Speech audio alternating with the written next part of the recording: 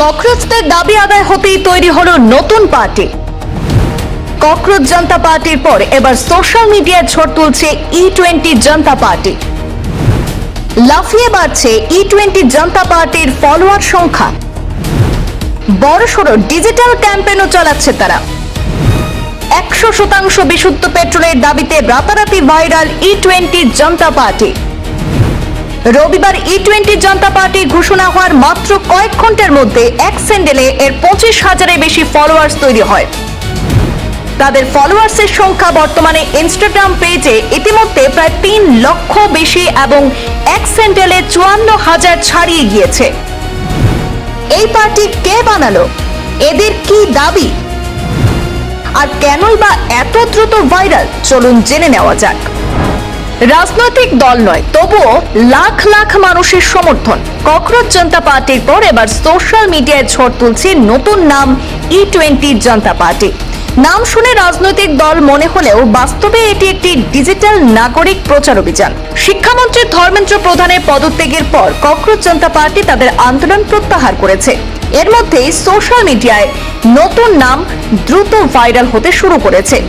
এটি কোনো নির্বাচনে প্রতিদ্বন্দ্বিতা করে রাজনৈতিক দল নয়, বরং E20 পেট্রোলের বিরুদ্ধে একটি অনলাইন প্রচার। কয়েক মিনিটের মধ্যে লক্ষ লক্ষ মানুষের সমর্থনে যোগ দেন এবং সোশ্যাল মিডিয়া আলোচনা বাড়তে শুরু করে। এই E20 জনতা পার্টির নেপথ্যে কারা রয়েছে, তাদের দাবিগুলি কি, তা নিয়েই প্রশ্ন উঠছে।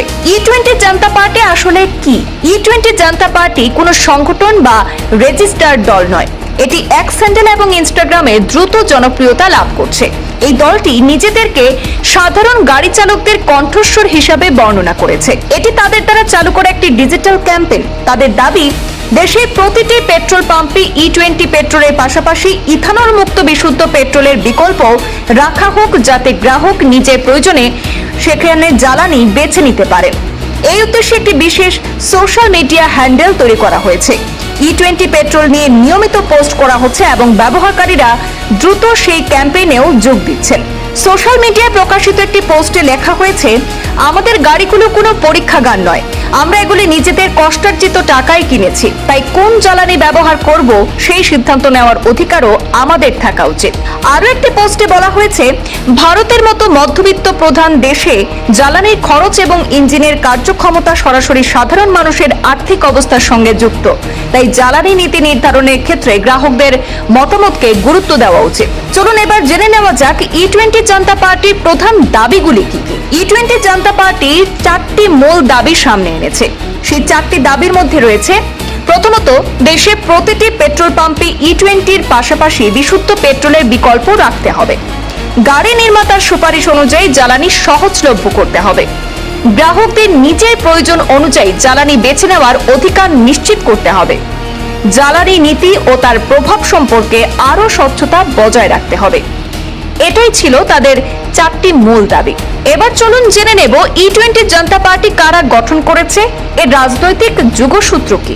সোশ্যাল মিডিয়ায় অনেকেই E20 জনতা পার্টিকে ককরোচ জনতা পার্টি অর্থাৎ CJP-র সঙ্গে যুক্ত করে নানা মন্তব্য এবং মিম শেয়ার করছেন।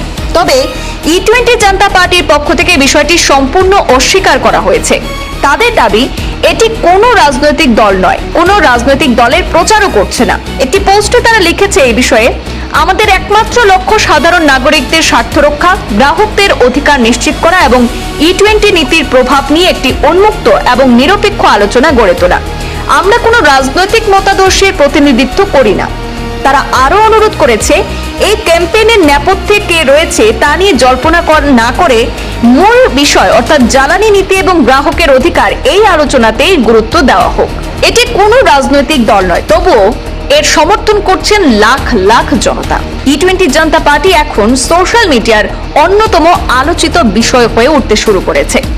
E20 জনতা পার্টির এই সোশ্যাল মিডিয়া হ্যান্ডেলে দ্রুত মানুষ যোগ দিচ্ছেন। ইতিমধ্যেই ইনস্টাগ্রামে ফলোয়ার্সের সংখ্যা দাঁড়িয়েছে 3 লক্ষেরও বেশি, আর এক স্যান্ডেল অর্থাৎ টুইটারে 54,000-এরও বেশি ফলোয়ার ইতিমধ্যেই হয়ে গিয়েছে।